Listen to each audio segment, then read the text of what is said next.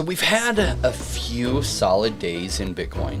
Price seemed to bottom at 33,000, and since then we have rallied all the way to 44,000, breaking up past some solid resistance around the 41,000 mark. Now, is this the move we've been waiting for? We came into crypto for the life-changing gains, right?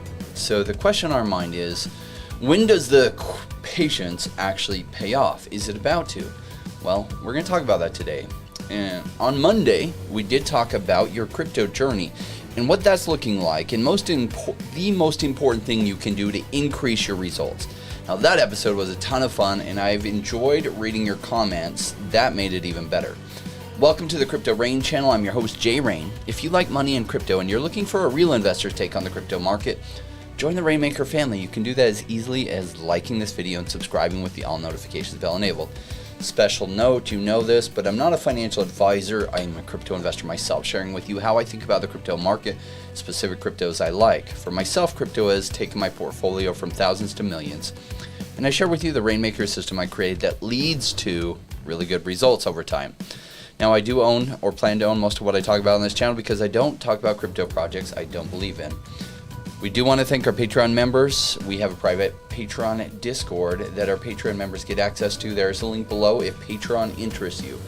Because it is a closed group, there is even more I can discuss there that I can't in other settings, but I do try to give you 90% of the alpha here. Just realize I set aside some of the best alpha for them, and you'll usually then get it here too, or in our Telegram group, which you can join for free below. Now make it rain on that like button and strap in for the show. Let's welcome our producer D-Money joining me in the Crypto Rain Command Center. Hey, what up, Jay? How's it going, man? Fantastic. Oh, I'm so stoked. We just recorded a video with Paul that's going to launch tomorrow, the buy, wait, sell, and those episodes always jazz me up, and this one especially. I mean, like, the whole market is just looking like it's ready to pop. It was like every single chart. You guys watch that video tomorrow, but every single chart, it was just like, oh yeah, it just broke the trend. Oh yeah, this one, it's looking good. It's looking good. So that's got me excited, and I'm excited for the show today. So let's get the party started. You want to? Let's do it.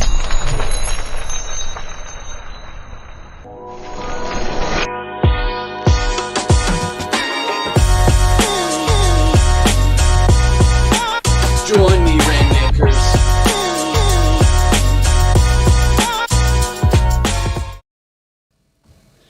All right, so did you see how Bitcoin busted through some resistance levels? Let me share my screen for a minute here. Now, we had a really big resistance level, and I could make this line even thicker here because it was a really strong resistance level, and it busted right through it, came back, bounced off of it, and went higher. And that's a generally bullish sign. Now, you've seen green candles, a little bit of red, green. Sometimes it then might come back and retest this. So if it does, don't let that scare you. That is normal. But shooting up past those price resistance levels was a good thing. Now, we do know that trading in this market is difficult, and a lot of people were expecting it to continue lower. And a whole bunch of people were short, and part of the reason this was so steep is as those shorts get liquidated, it forces a buy, which then pushes up farther faster. And we do know somebody or of someone that got $700,000 liquidated. They went short with other people's money even, and it ended poorly. Really hate to see that kind of thing. If you've been in my audience for a long time, you know exactly how I feel on leverage. Leverage is the greatest way to make one mistake and lose a whole bunch of money in the middle of a bull run. Isn't that what really just happened? Now, what does this run here mean for the greater crypto market? Does it mean good things? Is it prepping us for a letdown? Let's get into that, and then let's get into some other topics on some news and fun topics for today. So what does Bitcoin's big move mean, not just for Bitcoin, but the market in general?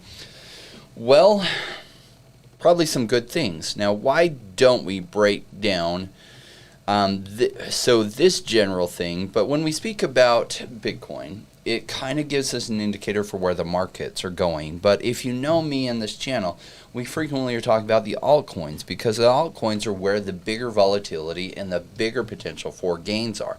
But in the altcoins, can't we break that down into several different segments? ETH is kind of its own thing. Then third generation blockchains, ecosystem projects, they're kind of like Cosmos, that they're kind of building the backbone of cryptocurrency. And like, you know, Terra Luna, one of the third generation type of blockchains, is built using the Cosmos SDK. Then there's DeFi that has its own run. Sometimes it happens. It can be really, really parabolic. We have gaming projects and then metaverse projects, and they're kind of related, but not completely. And then just straight up NFT projects. And we've seen NFT projects doing well. We've seen metaverse projects in gaming that they went crazy for a few months, and now generally they've been retracing some. And we recorded a video with Paul talking about it, because it's been a couple months of pulling back to reality. It overshot, now it's corrected hard, and Bitcoin itself also been really correcting hard. And we talk in our video tomorrow that you can see with Paul about whether that correction in the metaverse plays is over, or possibly is it ready to run. Now, we're seeing signs that the Bitcoin market is ready to run, and possibly the altcoins, but I would separate them. So this strong bullish move usually then leads to a little bit of a correction as people get a little bit over exuberant. And my guess is it bounces off this line, if it even, sometimes it doesn't come back to retest it, but often it will. And then I think we're on to a bigger thing. And if you look back here, look at this strong leg up. We had this big pullback in July. And right around February 2nd, I told you that I thought it was feeling a lot like it did in July.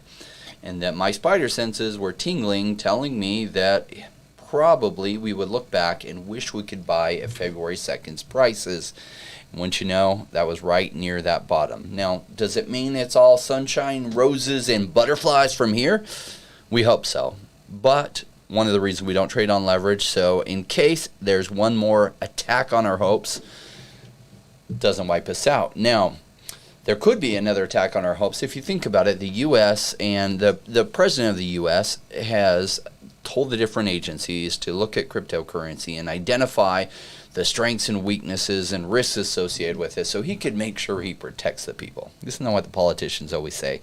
But in the meantime, they're probably talking to all their donors and other people, and this is just how politicians operate, about whether the genie's too out of the bottle and what can they do to control it, and that's what they're evaluating.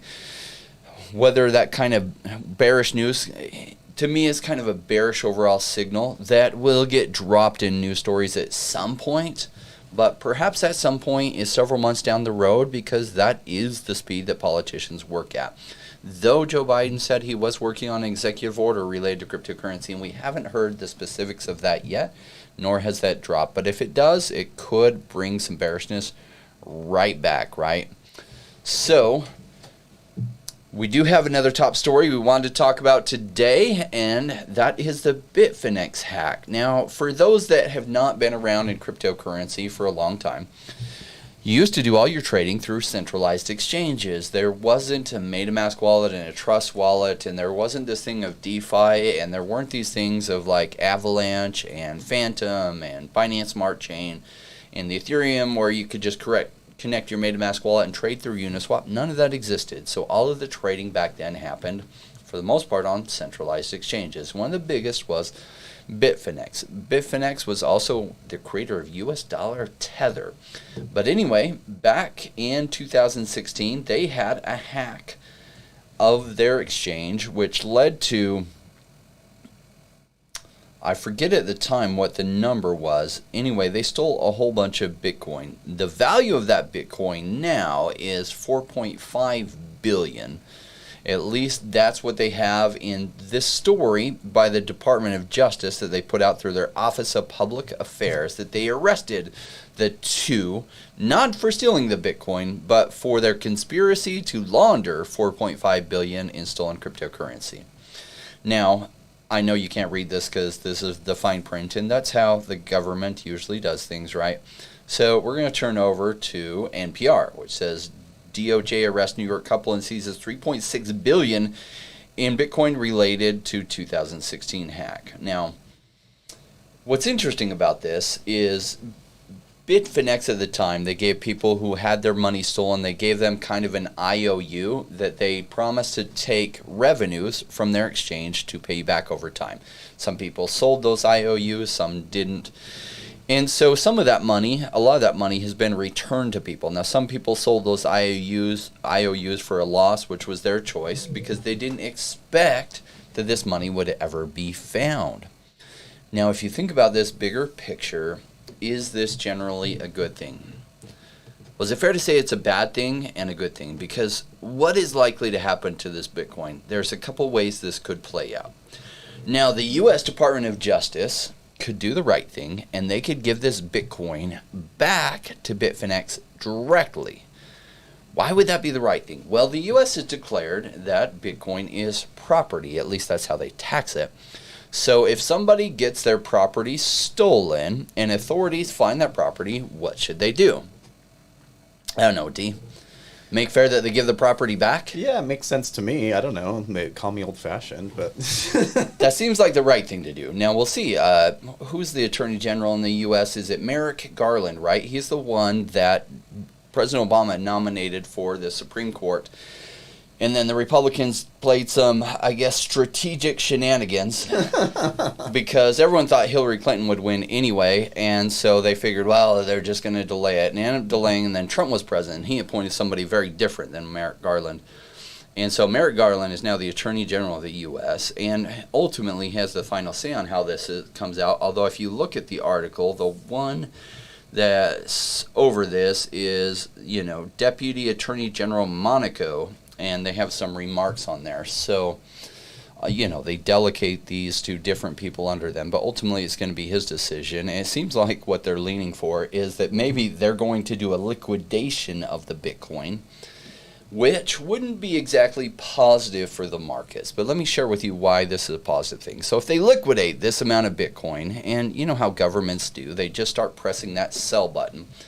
They're probably not going to take like 16 months or 12 months and sell it slowly. They're probably just going to sell it over the period of a couple days because, governments aren't very patient with other people.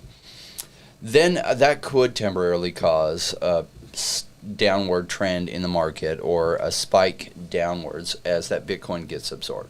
Now, when would that actually happen? Probably not for months and months. But here's the good news of it. Aren't governments frequently telling us that Bitcoin is not trustable because it's used for money laundering? Okay. So this money was hacked. Nobody knew where the hackers were. It was stolen, 5 years ago, 2016? So we're going on 6 years ago. And yet they were able to track down exactly who had this and who had it and go and arrest them. So isn't this a bullish thing that Bitcoin shouldn't be scary because they can find money laundering going on because it's on a blockchain, which the argument we've been making, hey, if you're an idiot if you're trying to create crime on the blockchain, because once they find out who owns that wallet, they can trace every transaction you've done. So isn't the story really a bullish thing as people really soak in what really happened here? I would say it's very bullish for those of us who are arguing that the whole narrative of money laundering happens through cryptocurrency. Money laundering happens through cash. Money laundering happens through other things. But cryptocurrency is a dumb man's place to try to launder money. Make sense? I mean, that's what I got out of this article. Let me check in the chat what you guys thought, as you probably heard of this news as well. CS says, I wish I could buy at those prices, but I would be 5x happier if we were in a blow-off top and it's moon from here on. Over the long term, maybe. Just sometimes we overestimate what will happen in the short term. But when I say longer term, I think the coming 3 to 5 months are going to be really, really good to us. Now, what else is going on in the news? Well, let's get to some questions and answers in the chat. Let's see what's going on with all of you and what your thoughts are. Government doing something negative for the economy? Impossible. So true. I mean, governments are politicians, and somehow we all put them in office, right? at least in a lot of countries. And so they got there somehow. But yes, they don't always make decisions in the best interest of their people. At least it would seem. It seems like they often make decisions in the best interest of their donors. And that's just, I guess, how the game is played in every generation from the beginning of time. Although, if their voters do understand how important it is to everyone, they do often change their minds. And so feel free to make your voices heard about cryptocurrency by calling your politicians and letting them know. Now, Jay, what else on your mind? Yeah, Slicekeeper asks, have you seen mention of the Freeroam CNFT marketplace launching soon on Cardano? I haven't heard of that. I haven't kept close on the CNFTs on Cardano. Now, some of the early ones have gone crazy, and it is a very ripe market for some games for knowing it and specializing really well in it. But you kind of have to specialize really well in it because there's a lot of crap, and there's some good stuff that will go up in value as the Cardano ecosystem takes root, and essentially you have some of the first Cardano NFTs.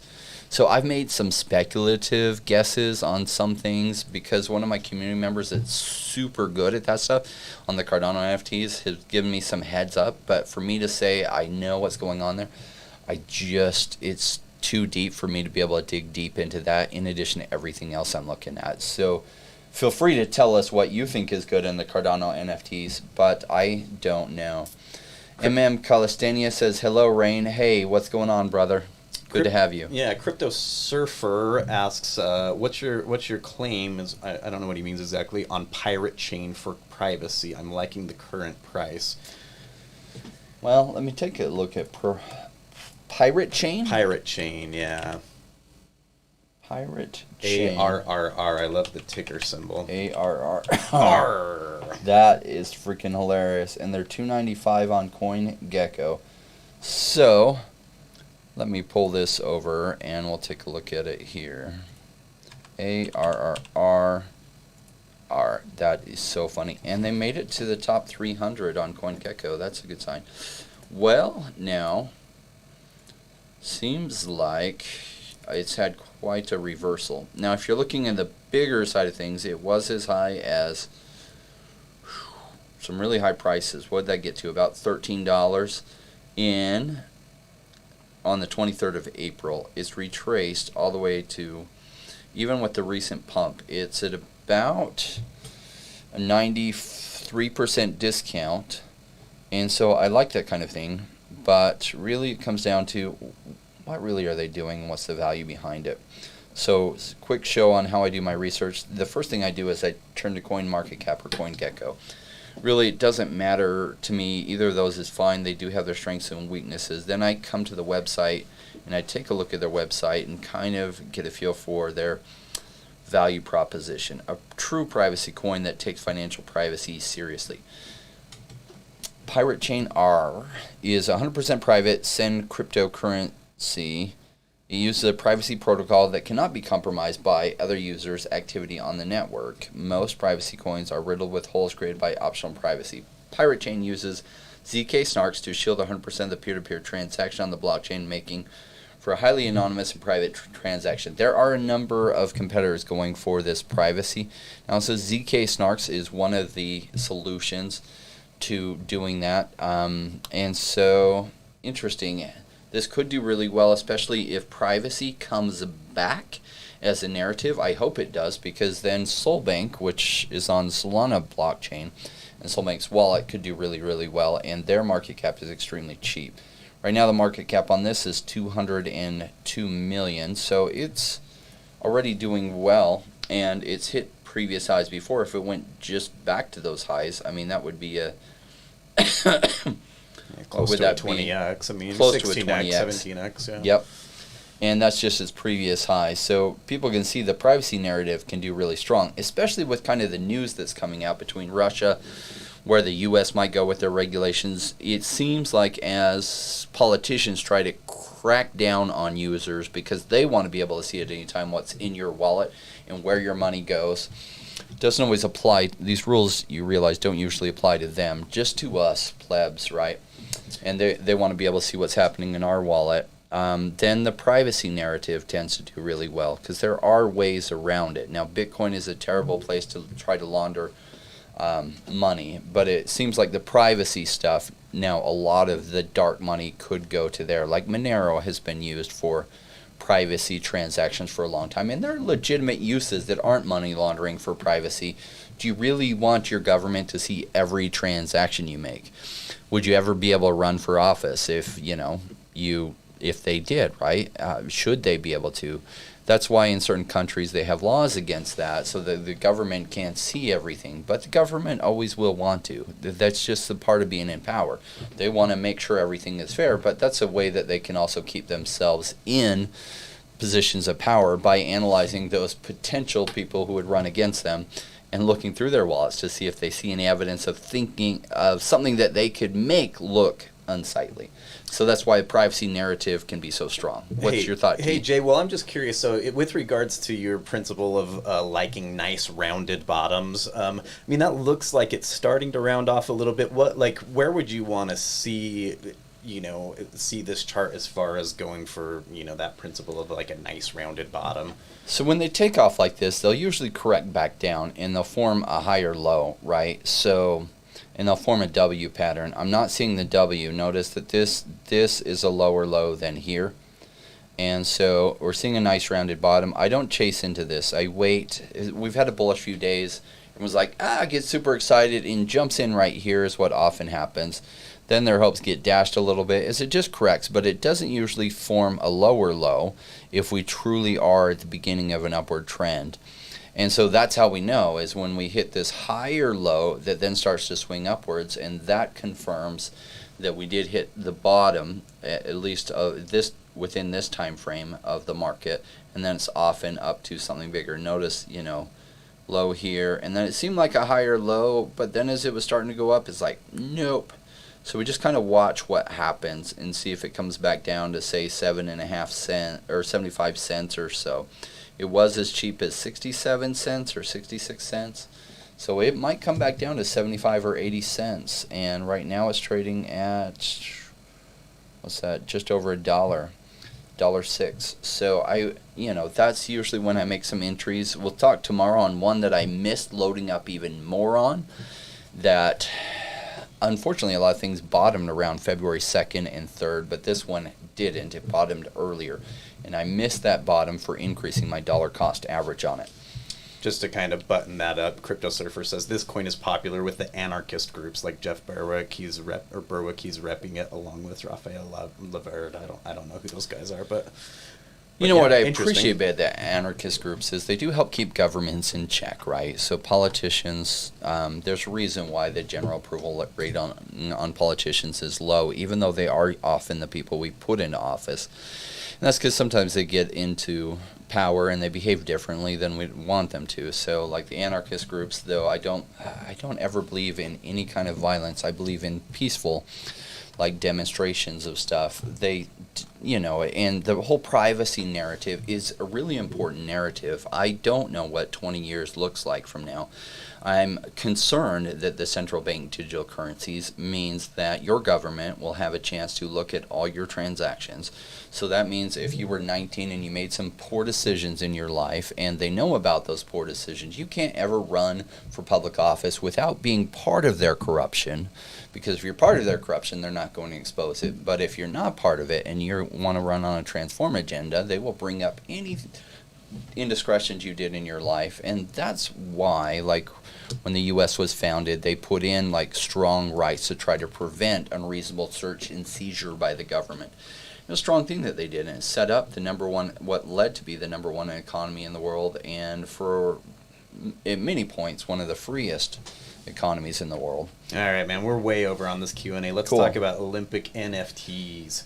Olympic NFTs is interesting, right? So when I first heard about these, one of our viewers asked about it, and D Money was good enough that he jumped into it deeply and said, okay, what's going on with this? And then we talked about it in the prep today and looked at it, and I saw one of the things that I really need to see to get excited about something, and that has to do with the backers. So if you see this, basically, welcome to the world's biggest winter celebration, and you see N-Way Play. Well, interestingly enough about N-Way Play is this is run by Animoca Brands, which is something I needed to see. When I first heard about this, I was like, who is this player? What do we know about them? Are these officially licensed? Well, these are officially licensed Olympic NFTs.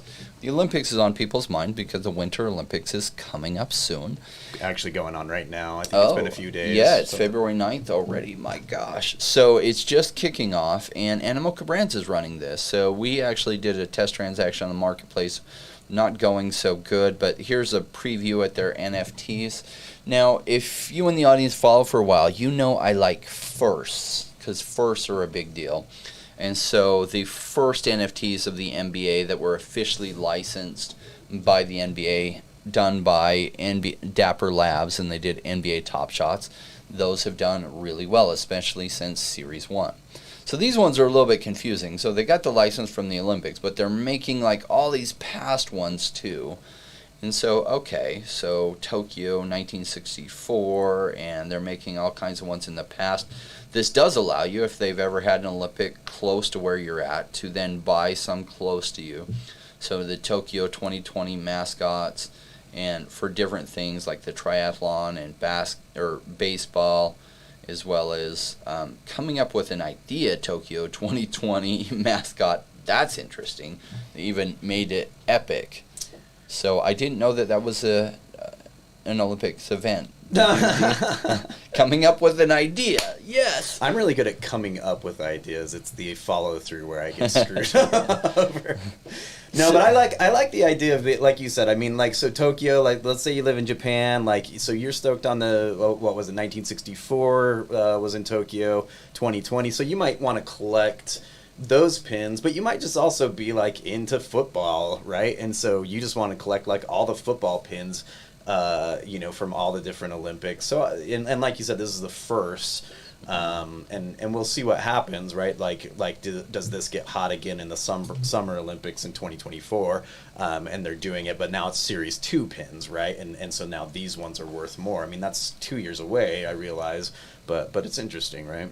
Yeah, I'm a big fan of volleyball, and Atlanta, I remember Atlanta because I was in Montreal at the time, and I had a really good friend that was from Atlanta, and we all know there was like a tragic thing that happened there in Atlanta at the time, and a lot of concern. So that one has been very memorable to me because he was right from that area, and so, we talked a lot about it, and so it looks like this, the lowest offer, the top sell has been $37, but right now the lowest asking price is $85.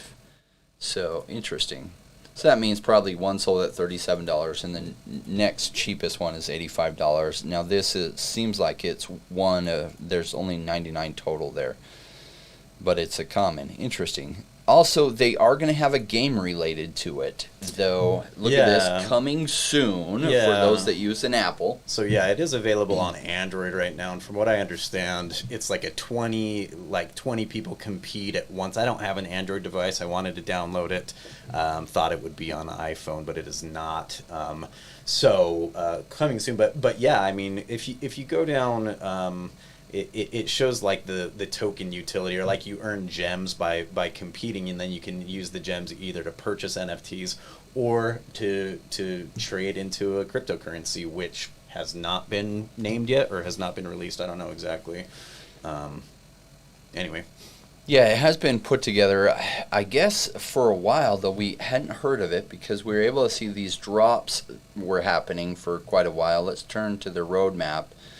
And so this is just, I guess, showing the roadmap of when some of these things are happening. But we were looking at different boxes that they were selling, and it was happening all last year. We just weren't aware of it, especially a big name like Animoca Brands behind it. That was a surprise to me that this had even been going on, and I hadn't heard about it. So you're probably hearing about it first here.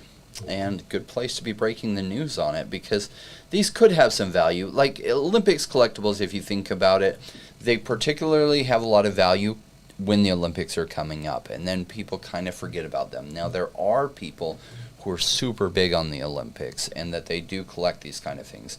So for collectibles to go up in value, you have to think, now, how original is this? What's the desirability of it? And what's the total number of collectibles out there versus who might want this in the future? And do the people who might want this in the future have a lot of money to spend? And the answer to that is probably. I mean, the kind of people who collect Olympic stuff tend to have money. Number two, because this is the first in NFTs, there's a lot of people in the world that are not aware of NFTs that love Olympic stuff and Olympic collectibles. So I would give this a high rating, that it's got a high chance to do very well. So I did load some money up into it, and I tried to make a purchase, and it failed because it said something about my space not being big enough for the transaction to complete. Try again later. Now you can load it up through Coinbase Commercial or through a credit card and load it into your wallet. And if it wasn't Animoca Brands, I probably wouldn't have. But with them, I just have a high degree of trust for what they do. All right, I want to share with you guys another project that's up and coming. Now this came to me through one of our audience members who is also very well connected in the space, does a lot of deep digging into projects out there. And this is Pax World. And he put me in touch with them. I've spoken with them a little bit. When I saw their demo video, I was blown away. So let me share with you some of this.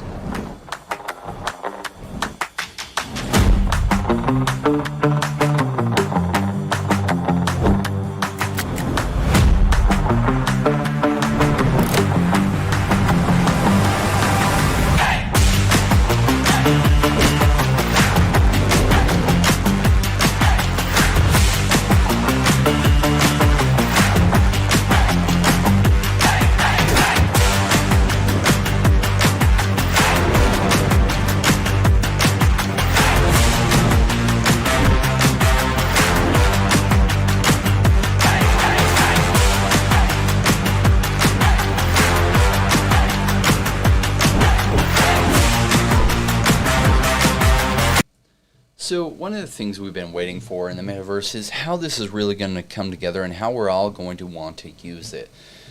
What I liked about this is Facebook has already pumped, gosh, they had some disclosure numbers. Was it like 10 billion or something that they've already pumped into their metaverse plans? And they don't seem any farther ahead than where this project is already.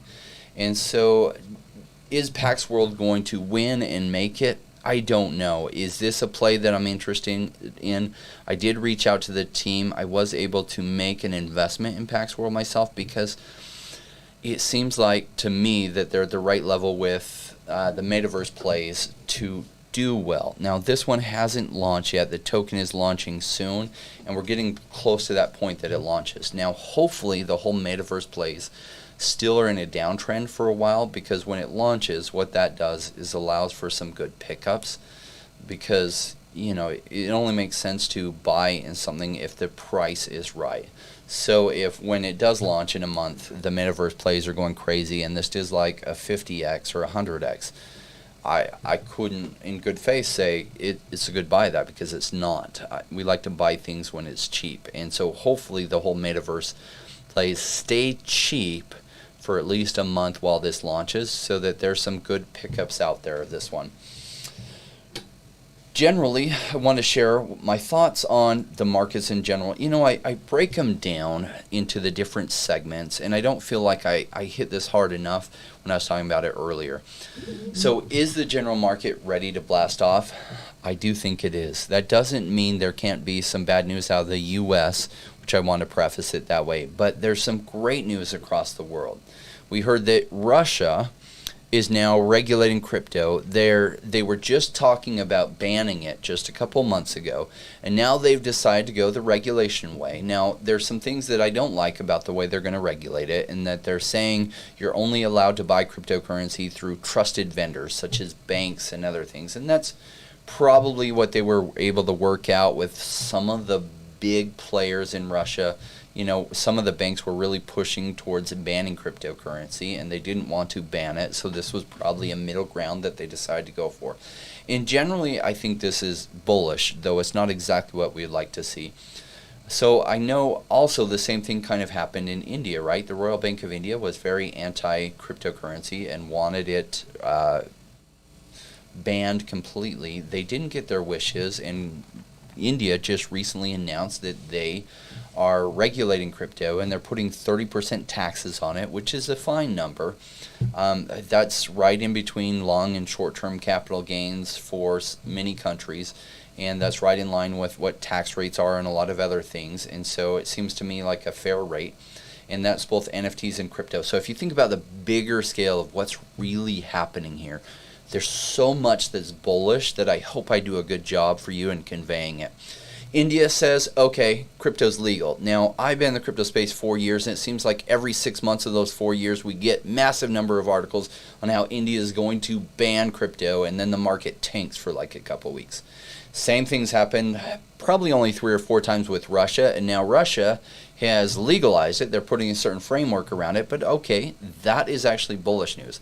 The US, we're going to hear from them soon. I think this is setting up a lot of good things for cryptocurrency to really blast off. Now we'll hear what the US's opinion is on cryptocurrency and what they say, and then they'll probably, if it's not very good, they'll probably hear from a lot of their population, because a lot of people in the US are investing in cryptocurrency, including some US senators, and they pushed back really hard on some of the things that the government has been proposing. So we'll hear shortly, or maybe not even shortly, maybe in the coming months. But I just see the general trends building for some momentum. But as it's building for momentum, don't get caught off guard if there's 1 or 2 scares that happen.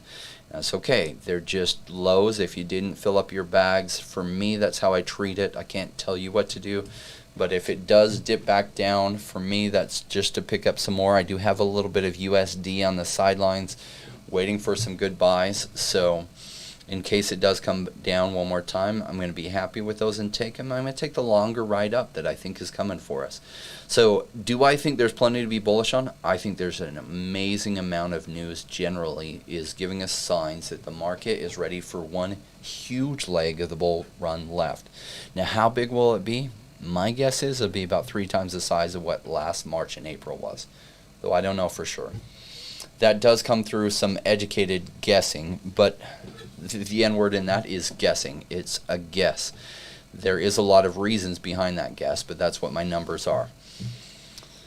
Next up on our agenda, we have some amazing news to share with you that kind of goes through some of this, but let me just take you through some of the news. Tesla still owns, and they own $2 billion in Bitcoin, but crypto volatility has taken its toll, right? Well, of course, who knew that crypto was volatile? And so I don't know what price they paid, but of course, if you were looking at what the value of that was when they started buying, when prices were around $7,000 to $12,000. So I don't know where they kept buying at, but they should be way up, though just not way as high as when Bitcoin was at $65,000, right? And so the spin on this title is a little bit interesting. But of course, crypto volatility has taken its toll. It's not as high as it was, but I think they're still way up.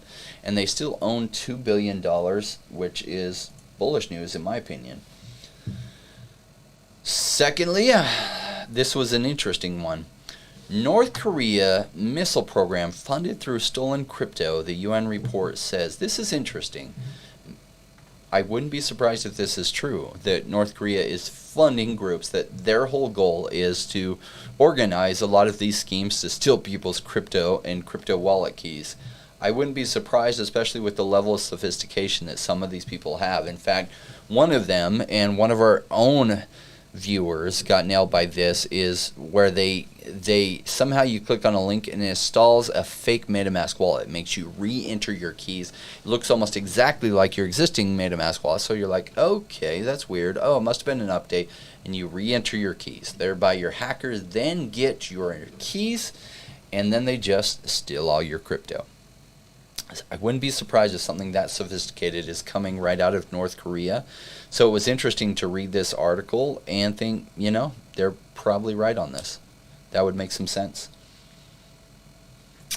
Sequoia Capital, now huge fund, makes a big bet on Web3, leading $450 million investment into Polygon's blockchain. Now tomorrow we're talking about Polygon. What's interesting is we were talking about Polygon with Paul in the video that airs tomorrow, and he was saying, man, Polygon did not get hit very hard through this pullback.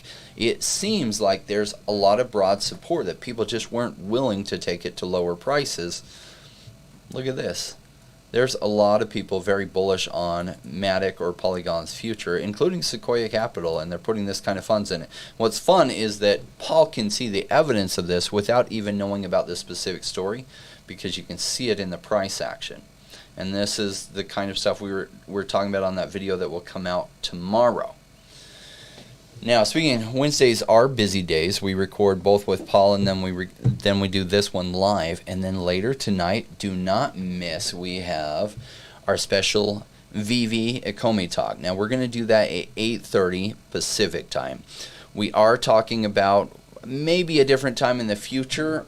There is a really big Twitter Spanish channel thing that happens earlier Wednesdays, and we don't want to cut into their stuff because it's very well attended and great leadership.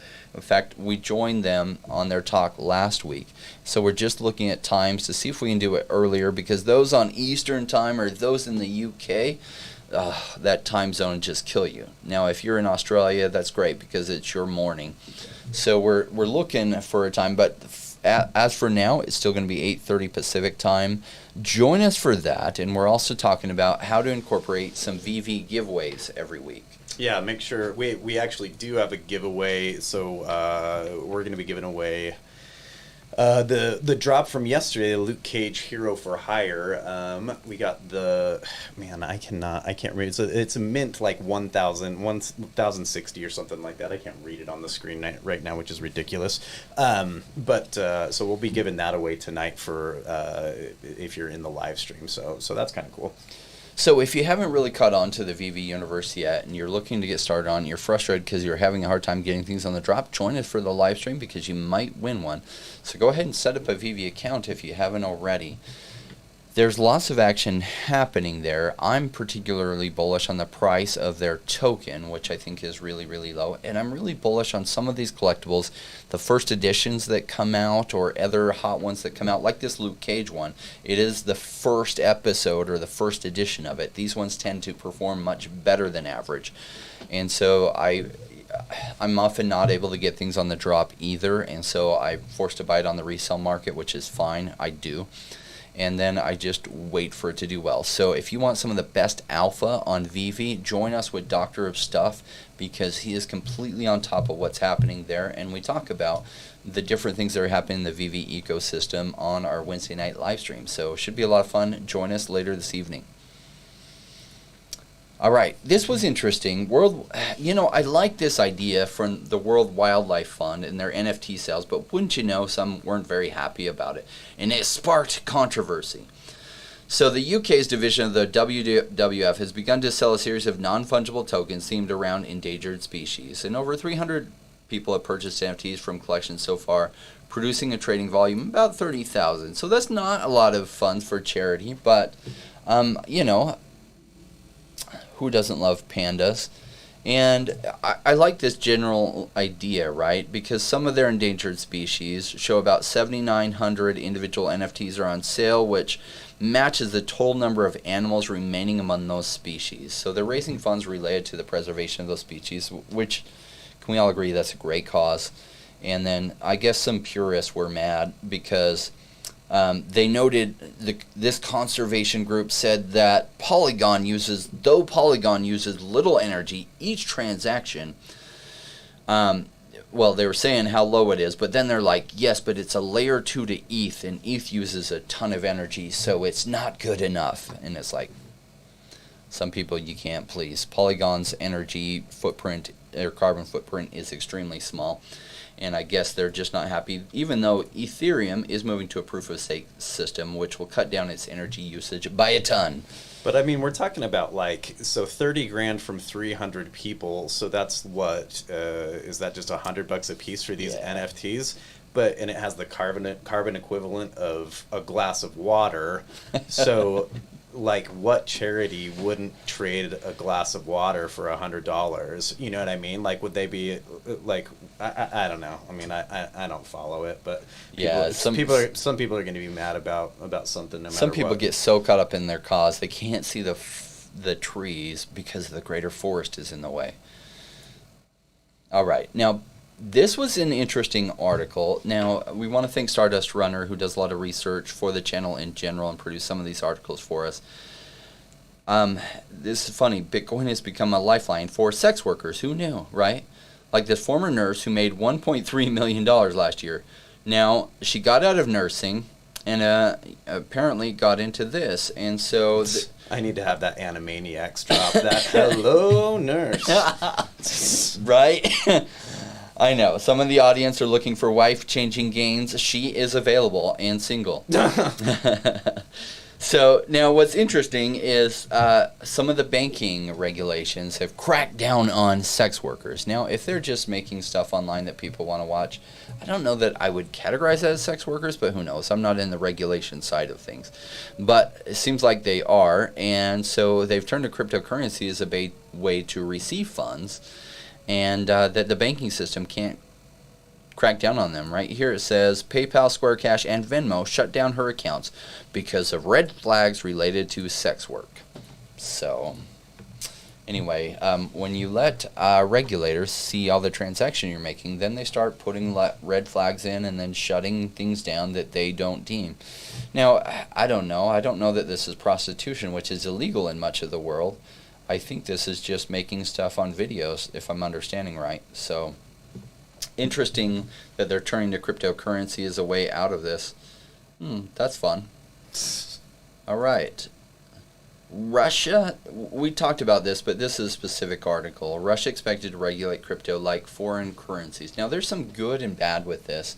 So, unlike the U.S., which is deemed so far that Bitcoin is property, they're regulating cryptos as a currency. Now, what's good about that is that companies that invest, say, in Bitcoin, if the value goes down and is treated like property, they're not really able to reflect those losses on their taxes, though it hits their balance sheet really strong.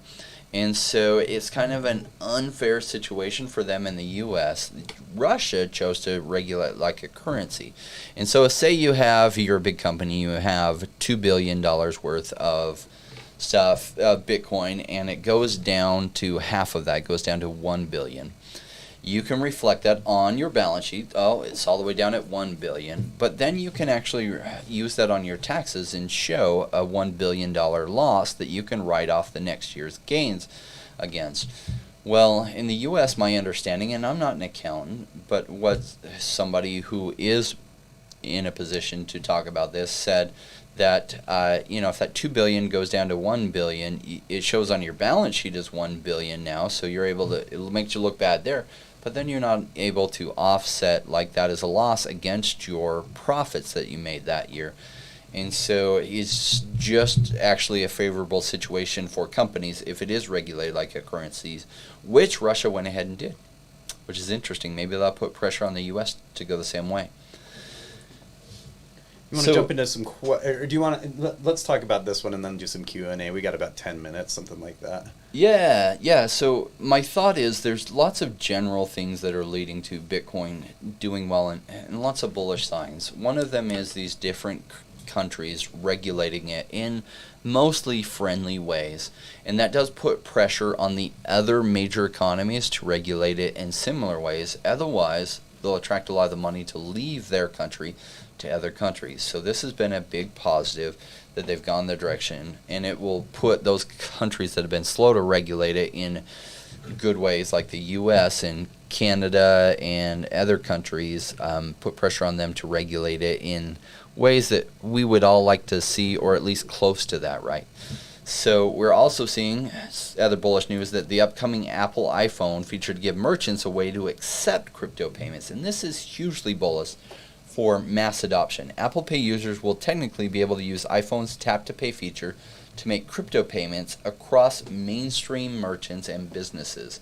Apple announced plans to launch Tap to Pay for its iPhone, a new feature that effectively turns a smartphone into a point-of-sale device on businesses and merchants. So what's in it for crypto? Well, with Tap to Pay, iPhone-owning merchants receive contactless payments using their mobile devices as a point-of-sale machine thanks to a near-field communication technology. So essentially, if you go to like crypto.com and you get one of those crypto credit cards that are backed, or they actually are like debit cards, but they're backed by your cryptocurrency, and it takes funds out of there, essentially you can then marry that up with your Apple device, and you can pay using cryptocurrency at point of sale places and locations. So very bullish news. Yeah, and it looks and like that we're one step closer to mass adoption, right? Looks like you can just do it to each other too, right? Like, yeah. I mean, yeah. So it's so anyway, more bullish stuff, like you said. So really, when we hit mass adoption, when it becomes so easy that grandma can easily do it, and we're one step closer, as that visual kind of showed. All right, let's turn to the chat, see what we have. Shane Howell is asking what's going on with Freeway Token. Freeway Token was 20%, then 5%. Now it's free to access the superchargers. Not good for price. Well, so it's free to access at a minimal amount, but at the higher amount, you do have to own more Freeway Token. And I'll have to look and see what the latest is on that. In fact, I'll reach out to the team there and just see what their thoughts are on these changes. I do think that it was going to get way too crazy with you needing to hold 20 or 25% of your value in Freeway Token. I'd like to see a lower number than that, even though that means Freeway Token won't pump as much, but it will actually, if you think about it, it's kind of it's a bigger hurdle for people to cross, or in other words, they will have to move over their funds. Say I want to put $1 million in Freeway Token Supercharger. So I send $1 million over there, and then I take 20% of that and buy Freeway Token. And so then I'm thinking, okay, I'm holding 80% in USD and 20% in Freeway Token. That's a bigger hurdle for them to say, oh, I got to sell 20% of my, USD into Freeway Token than if they just have to say like 10% or a lower number. So I'll see exactly what that number is. When I see their changes and updates and I read through it, I like the direction they continue to go, and it's usually well thought out. So I'll speak with the team and see what their thoughts are on that and where exactly it is at, because I noticed it used to be like 25%, then it was at 20%. That number's changing, probably based on what they're seeing users do now that they're open to the US and the rest of the world as well, and they're seeing a lot of adoption. Their total volume of incoming funds under management is growing significantly. And so we're seeing the right kind of things about their use case actually coming to work, but they're probably getting some feedback, and they're identifying what bumps there are and probably trying to smooth out those bumps is probably why you're seeing a massive number of changes. Is they're seeing massive numbers of inflows of users as well as funds. Hey Jay, Chris Ashby, who's one of our good buddies, says it's only free for 4 to 6 weeks, and then he says to get people interested in the Freeway Token Supercharger. So I'm gonna divert to I assume that he knows what he's talking about on that, but we can look into it a little bit further as well. Yeah, Chris Ashby, longtime community member. When he says statements like that, he's usually right. So that will probably be yes, unless we find out differently as to what it probably is. And we do cover Freeway Token tomorrow on tomorrow's video as well, if you want a little more. Chris Lynch asks, Jay, have you ever looked into CUDOS? I would like to see you cover it. Cool project, I think. Never looked into it. I don't know if we want to pull it up because I don't know anything about it. Yeah, well, it's interesting because it's decent. It's 424 on CoinGecko, but it looks like it's. Let me see if I can just share real quick. Decentralized cloud computing network, but it looks like it says that the CUDOS mainnet launches in like 13 days. So anyway, it might be something that's worth looking into in the next couple of days. There's a lot of, one of the ones we cover in tomorrow's video that I've talked about is Iagon, who their price has got savaged to lows I didn't ever think it would hit, and yet it has. And it's kind of like this decentralized cloud computing and file storage area. Now, that has been out of people's minds for a while, so it could be in the larger spectrum, ready to run. I mean, we'll take a look at their price. Now, a lot of times we say, buy the rumor, sell the news. So often what happens is things pump as they get close to their mainnet launch, and then when their mainnet launch happens, then the price falters by a lot. So it looks like they've been tradable all the way since early January of last year, and their high was about 10 cents. They're currently trading at about 4 cents. Yeah, I'm just not feeling it. Though I'd have to look deeper to see if I know it. That's the risk of taking projects we've never heard about. Is I just, yeah, I can do a quick second of research on it, but can't make a very informed decision on it. CUDOS unites cloud and blockchain. We use spare computing to create a decentralized, sustainable, and connected world. I mean, that narrative makes sense. Who's going to deliver on that well? I don't know. There are a lot of competitors in this space, and there hasn't been a huge boom in this space yet. So I'm curious. I bet on Iagon, though their price is done terrible. Check out the video tomorrow to see what my thoughts are and Paul's thoughts on it.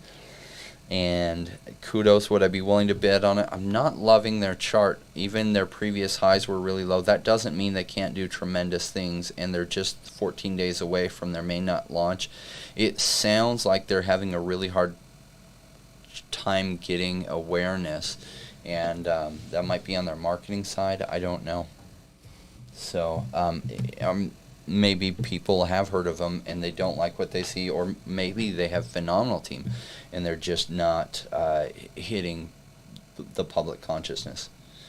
Okay, what timeline on DOWS in terms of price prediction? Let's take a look at DOWS because it bottomed with a lot of other things recently. And DOWS, I have spoken to the team a little bit, haven't worked out to have them on the channel. They are on a completely different time zone. They like their privacy, but because they're doing, on the Polkadot ecosystem, they're essentially doing synthetics, which some governments have been cracking down on synthetics. They launched earlier this year. They went absolutely crazy from their launch. I think their IDO price was probably in the realm of 3 to 5 cents.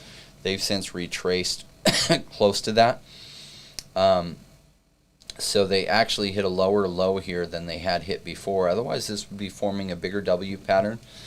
Am I too worried about it? I think they're going to do really well, and just because the narrative that they're in should still do pretty well, even though synthetics isn't as strong of a narrative as it was because the U.S. has taken a strong stance against synthetics. But like SNX on the ETH chain is one of the biggest projects that way. But if you look at where SNX's market cap has gone, and this gets to 1/10 of that, it could do tremendously. And that's my risky bet that I bet on it. Its current market cap is 2.1 million.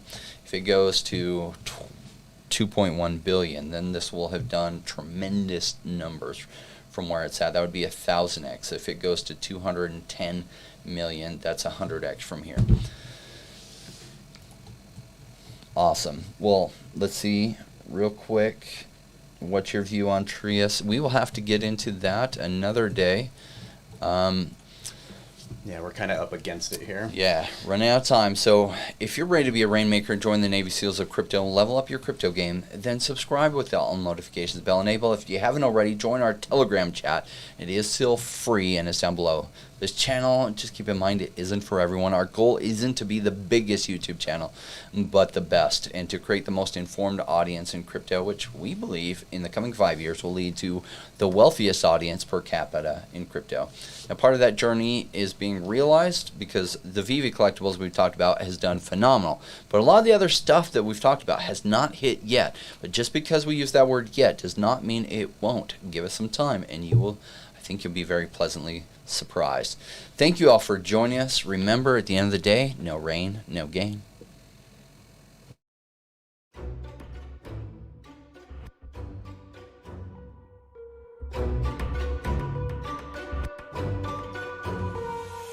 Came into the space, chasing all of the gains, chasing the pumps and all of the hype trains. But like in life, you buy before you could. Was told to buy when it was pouring like a rainmaker should. Buy when it's down, don't chase the boats time in mind. I stick the one out cause I'm patient like that, and I'll wait for the right time. I sell when it's high, I buy when it's low. They call me rich, they call me smart. I'm just a rainmaker running the show. Calculated investments, I don't lead with my heart. The principles are simple, they're leaving a mark. Buy when it's boring, just gotta be smart. I sell when it's hype, like all the channels they pump it. That's when I was selling, got parabolic, they dump it. They call me rich, they call me smart. I'm a rainmaker, making my own start. I'm with the future, learning the past. Makes the time fly by, years going so fast. The game plan is mine, I'll own it now. When I reach the top, haters asking me how. Cause I'm a rainmaker, investments I love. And I follow what I learn, not relying on luck. The time is never better, the time like the present. This next 5 years is a gift and it's feeling like heaven. I'm committed to learn, to study and to know that nothing comes easy but with knowledge to gain show. Sticking at this run cause soon will come a bear market. Learning and growing and when it's slow will be the target. They say it's come out, Bitcoin is dead. The massive decreases can get to your head. Sticking around, the time is better. I'm strong like that, I'll let the others be fretters. 2 years time the ball will bring back the gains. That makes it worth the effort cause here comes the rain. So let's go rainmakers, let's make it all happen. Let go with the hate, let the haters be crapping. I'm here for 5 years, let's do this together. The time is right, the time could be better. They call me rich, they call me smart. I'm a rainmaker, making my own start.